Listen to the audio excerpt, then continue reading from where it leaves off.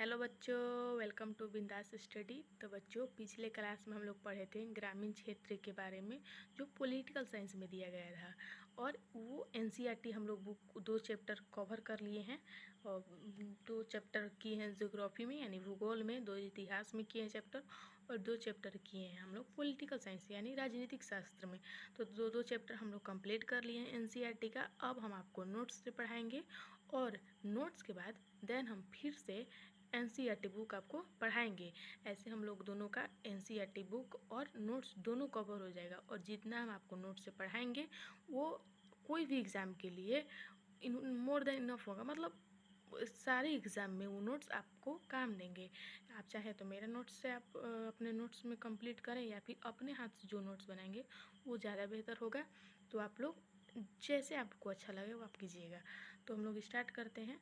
और इसका जितना हम आपको टॉपिक कॉपी से पढ़ा रहे हैं, नोट्स से पढ़ा रहे हैं, उसके बाद हम आपको इसका लाइन टू लाइन क्वेश्चन आपको हम करके, और आपको हम उस नोट से क्वेश्चन से हम आपको बता देंगे कि हाँ ये टॉपिक से कितना क्वेश्चन बन रहा है। आप उस वीडियो को देख लीजिएगा तो आपको पूरा क्लियर हो जाएगा। आपको लगेगा कि हाँ पॉइंट ये पूरा क्लियर है। तो स्टार्ट करते हैं। अगर मेरा वीडियो पसंद है तो प्लीज़ वीडियो को लाइक शेयर एंड सब्सक्राइब कीजिएगा, और अपने क्लास पर फोकस कीजिए और अच्छा से पढ़ाई कीजिए। तो स्टार्ट करते हैं। तो टॉपिक है हम लोग का आधुनिक भारत का इतिहास। हम लोग आधुनिक भारत पढ़ने जा रहे हैं, जो 1757 में स्टार्ट हुआ था और 1947 में ख़त्म हुआ था। तो स्टार्ट करते हैं। यूरोपियन कंपनियों का भारत से व्यापार करने का प्रारंभ और क्रम। तो यूरोपियन कंपनी का भारत में व्यापार करने का जो मतलब पहले जो लोग आए थे उनका प्रारंभ और वो क्रम, जैसे कि को पहले कौन है, उसके बाद कौन है, उसके बाद कौन है, तो उस तरह में कर्म।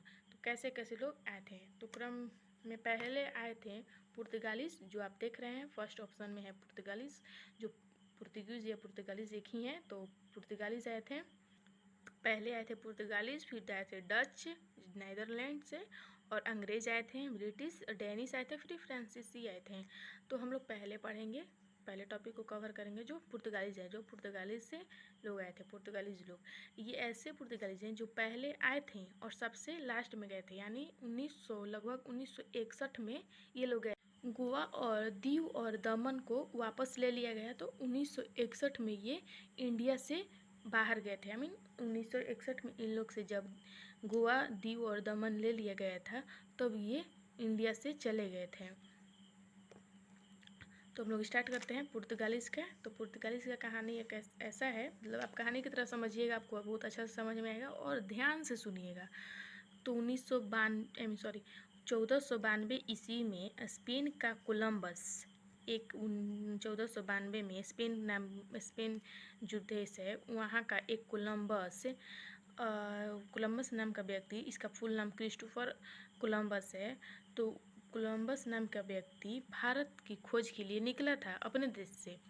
तो ये जो भारत का खोज करने के लिए निकला था, तो ये भारत के बजाय उत्तरी अमेरिका का खोज कर लिया। जैसे कि ये करने तो खोज निकला था भारत का, लेकिन ये भारत के बजाय उत्तरी अमेरिका पहुंच गया। तो देखिए क्या लिखा है पॉइंट में। 1492 ईस्वी में स्पेन का कोलंबस भारत की खोज के लिए आगे निकला, परंतु कोलंबस भारत की बजाय उत्तरी अमेरिका पहुंचा। तो देखिए आपसे पूछेगा कोई कि उत्तरी अमेरिका की खोज किसने किया था, तो कोलंबस ने किया था। पहला क्वेश्चन तो यही बन जाएगा। दूसरा क्वेश्चन बन जाएगा कि कोलंबस किस देश का खोज करने निकला था, और किस देश का, ऐसा तो नहीं बनता है लेकिन ऐसे बन सकता है कि कोलंबस किस देश का खोज किया। तो उत्तरी अमेरिका का है, कोलंबस किस देश का खोज करना चाहता था, तो भारत का खोज करने निकला था, लेकिन उत्तरी अमेरिका का खोज कर लिया वो। तो उस तरह से वो मतलब इससे हम लोग को पता चलता है कि उत्तरी अमेरिका का खोज कोलंबस ने किया था। दूसरा पॉइंट है, पुर्तगाली व्यापार के उद्देश्य से भारत में सबसे पहले आने वाले और सबसे अंत में जाने वाले यूरोपियन थे। जैसे कि हम आपको बताए थे कि जो पुर्तगालीज लोग जो थे वो सबसे पहले तो भारत में आए ही थे, मतलब अपने व्यापार के लिए। लोग मसाले की वजह से मसाला के व्यापार के लिए भारत आए थे, लेकिन सबसे अंत में लोग यही लोग गए थे। तो आपको बताया कि 1961 में गोवा और दीव और दमन का जब ले लिया गया, वापस ले लिया गया, तब ये लोग यहाँ गोवा से वापस गए थे 1961 में। उससे पहले ये भारत में ही थे। तो ये आपका हर पॉइंट पर हम आपको क्वेश्चन बना के नेक्स्ट वीडियो में अपलोड कर देंगे ना, तो आप देख लीजिएगा, उससे आपको ज़्यादा बेनिफिट होगा, हर एग्ज़ाम के लिए ज़्यादा बेनिफिट होगा। तो आप क्वेश्चन का टेंशन मत लीजिएगा, हर पॉइंट पर क्वेश्चन है और हर पॉइंट आपको बहुत अच्छा से क्लियर हो जाएगा।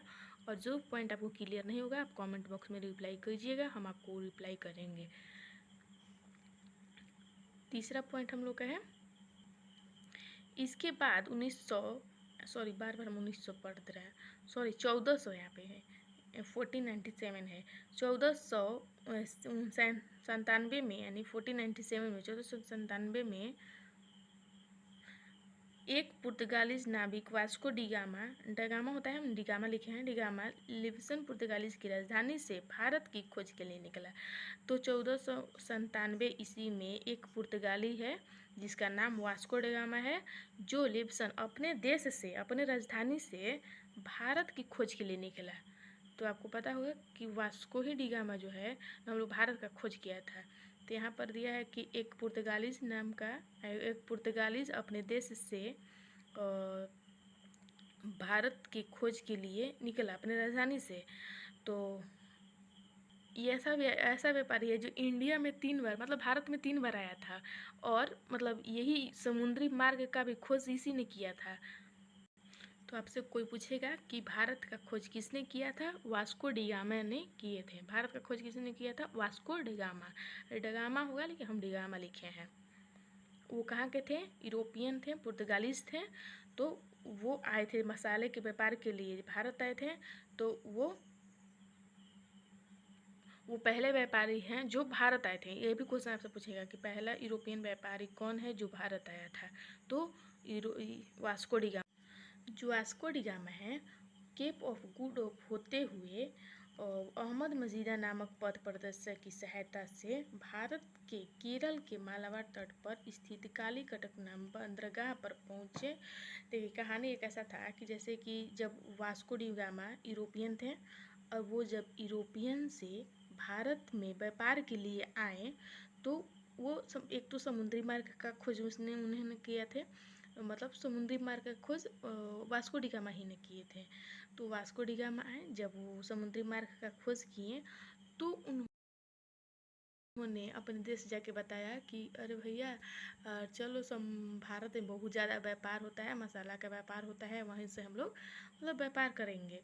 तो पहले तो वो जब आए देखें कि हाँ मतलब यहाँ का कैसा मसाला है, और जब अपने मतलब कंट्री में गए, यूरोप गए तो वहाँ का लोग बहुत ज़्यादा पुर्तगाली जो लोग थे वहाँ बहुत लोग वहाँ पे मतलब इस चीज़ को मतलब लेने लगे, उसका बहुत ज़्यादा मसाला का डिमांड होने लगा।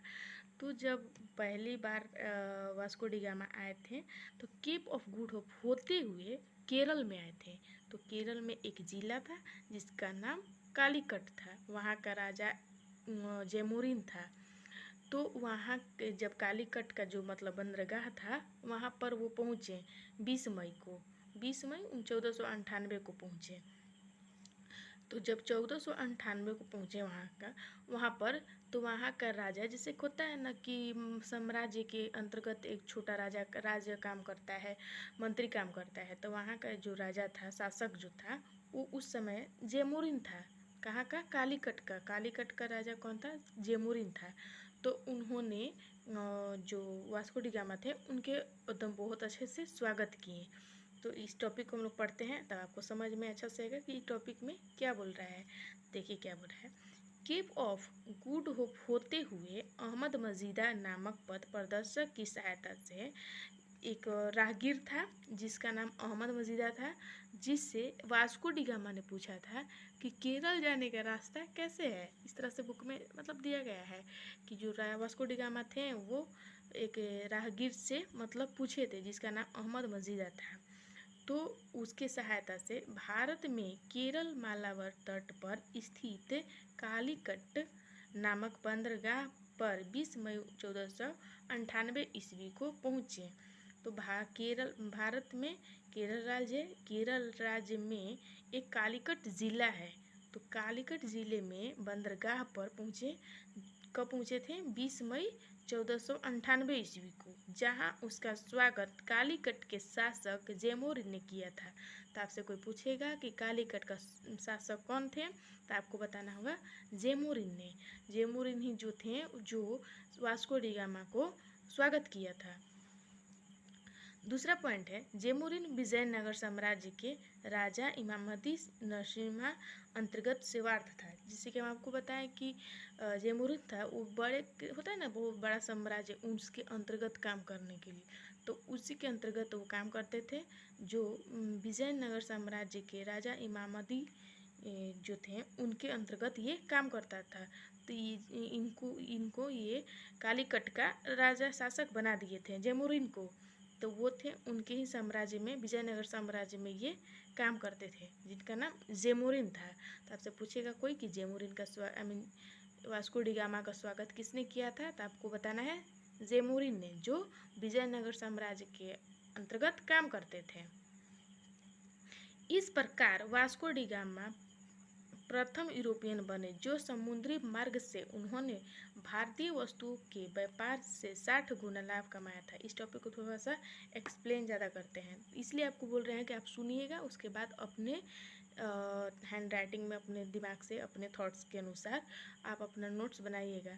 तो इसका कहानी ये था कि जब पहले बार वास्को डी गामा आए तो यहाँ से जब मसाला का व्यापार किए तो अपने जब देश गए तो उनको बहुत ज़्यादा बेनिफिट हुआ और इस चीज़ को बहुत ज़्यादा मतलब डिमांड होने लगा, बहुत ज़्यादा डिमांड होने लगा, हाई लेवल पर होने लगा। तो फिर से ये आए। तो जब ये यूरोपियन थे, ये हम लोग के मतलब जो देश है भारत देश में पहले बहुत ज़्यादा मसाला का मतलब व्यापार होता था। तो जो बाहरी लोग थे मतलब यूरोपियन आए थे, फिर ये सब आए थे। तो पहले तो ये लोग आए थे व्यापारी के कारण, व्यापारी की वजह से कि मैंने मतलब हम लोग जाएंगे और भारत में व्यापार करेंगे। लेकिन आने के बाद लोग सोचते हैं कि चलो आ गए हैं तब घर ही बना ले, फिर उसके बाद पूरा भारत पर कब्जा ही कर ले। तो ऐसा लोग किए।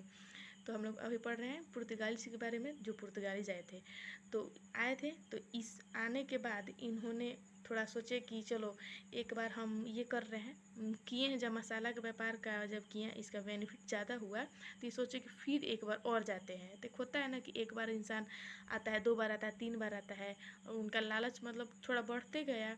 ऐसा एक कहानी हम अपने से बनाते हैं, ऐसा कुछ बुक में लिखा नहीं है। तो उनका एक मतलब आप लोग को समझाने के लिए थोड़ा एक छोटा सा कहानी है कि ये 3 बार आए, एक बार 2 बार 3 बार आए। अब वहाँ भारत का भी मच्छर बहुत बदमाश, अब बोला कि ठीक है भैया तुम बार बार आ रहे हो, अब तुमको हम काट ही दे रहे हैं। तो इसकी वजह से इनको मलेरिया बुखार हो गया, मलेरिया की वजह से इनकी मृत्यु हो गई। तो मृत्यु होने के मतलब इनका मृत्यु 1524 ईस्वी में हुआ था, जो कोसिन जगह था वहाँ पर हुआ था। और मच्छर के काटने से होता है, मलेरिया बुखार की वजह से इनका मृत्यु हुआ था। तो इस टॉपिक को हम लोग पूरा पढ़ लेते हैं, इसको आपको बहुत अच्छा से क्लियर हो जाएगा कि क्या इसमें है। तो इस प्रकार वास्को डी गामा प्रथम यूरोपियन बने जो समुद्री मार्ग से उन्होंने भारतीय वस्तुओं के व्यापार से 60 गुना लाभ कमाया था। पहला क्वेश्चन तो यहाँ पर बन जा रहा है कि पहला यूरोपियन कौन था जो समुद्री मार्ग से भारत आया था।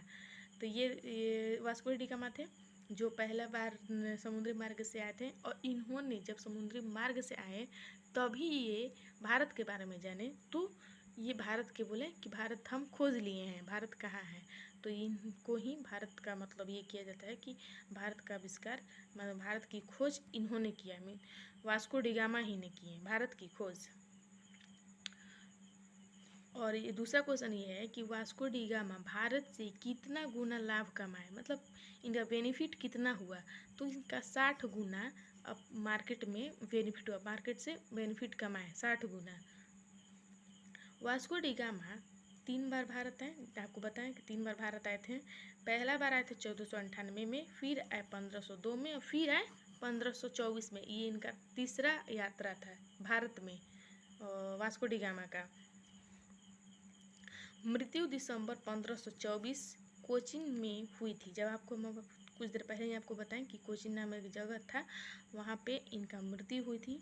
मृत्यु हुई जब वह भारत की अपनी तीसरी यात्रा पर थे। तो भारत में ही एक कोचिंग जगह है जिसका नाम वहीं पर इनका मृत्यु हो गई थी। और मृत्यु के कारण एक मलेरिया था, मलेरिया बुखार के कारण इनका मृत्यु हो गई जब ये अपने तीसरे यात्रा पर थे। तो आज के टॉपिक पे हम लोग यहाँ पर रखते हैं, अगले नेक्स्ट टॉपिक में हम लोग और कवर करेंगे टॉपिक्स को। तो आपको ऐसी ऐसी सारे टॉपिक्स को हम कवर कर देंगे, इसके लिए आप टेंशन मत लीजिएगा। पहले हम दो दो चैप्टर बुक पढ़ाएं, अब उसके बाद टॉपिक से पढ़ा रहे हैं। तो इस टॉपिक को धीरे धीरे कवर हम करेंगे और नोट्स से पढ़ाएंगे, फिर बुक को एक्सप्लेन करेंगे एनसीईआरटी का। तो आपको बहुत ज़्यादा आने वाले समय में हर तरह से क्लियर हो जाएगा। आपको मतलब हर एग्ज़ाम के लिए आपके मतलब वीडियो बेनिफिट होगा। हम ये नोट्स पढ़ा रहे हैं वो भी बहुत ज़्यादा बेनिफिट है, मेरा बुक एनसीईआरटी जहाँ पढ़ाते हैं वो भी ज़्यादा बेनिफिट है। तो आप वीडियो को हमेशा लाइक शेयर सब्सक्राइब कीजिएगा, आपको समझ में भी आएगा और दूसरों को भी कर देंगे तो आपको उनको भी चीज़ें समझ में आ जाएंगी और उनको भी हर एग्ज़ाम के लिए बेनिफिट मिलेगी। तो अगर मेरा इस वीडियो को यहीं पर एंड करते हैं। अगर मेरा वीडियो पसंद है तो प्लीज़ वीडियो को लाइक शेयर सब्सक्राइब कर दीजिएगा और हम लोग मिलेंगे नेक्स्ट टॉपिक पर अगले वीडियो में। यहीं तक आज के लिए रखते हैं, मिलेंगे नेक्स्ट वीडियो में। तब तक के लिए बाय, पढ़ाई करते रहिए, ऑल द वेरी बेस्ट। और हाँ, आपको अगर उचित लगे तो इस टॉपिक को अपने कॉपी में नोट्स कर लीजिएगा, नहीं तो अपने दिमाग अनुसार अपने थॉट अनुसार अपने कॉपी नोट्स बना सकते हैं। तो ये आप पे डिपेंड करता है कि आप किस तरह से बनाना चाहते हैं। तो आप दोनों कर सकते हैं, दोनों के लिए वैलिड है। अपने लिए अपने से करेंगे तो थोड़ा ज़्यादा आपको लगेगा कि हाँ अपने से बनाए, तो आप होता है ना कि अपना बनाया हुआ समझ में ज़्यादा आता है, इंसान जल्दी भूलता नहीं है। तो आपको ईजी याद भी हो जाएगा और जल्दी देर ज़्यादा दिन तक याद भी रहेगा, जल्दी आप भूलेंगे नहीं। वैसे दूसरे का तो ईजी बना लेंगे, ईजी उतार लेंगे कॉपी में, आप याद करेंगे नहीं करेंगे, आप भूल भी जाएंगे। तो इसलिए अपने से बनाएंगे तो ज़्यादा याद रहेगा। तो ठीक है, बात ज़्यादा हो गई है, इस वीडियो को यहीं पर रखते हैं, मिलेंगे नेक्स्ट वीडियो में। पढ़ाई करते रहिए, ऑल द वेरी बेस्ट।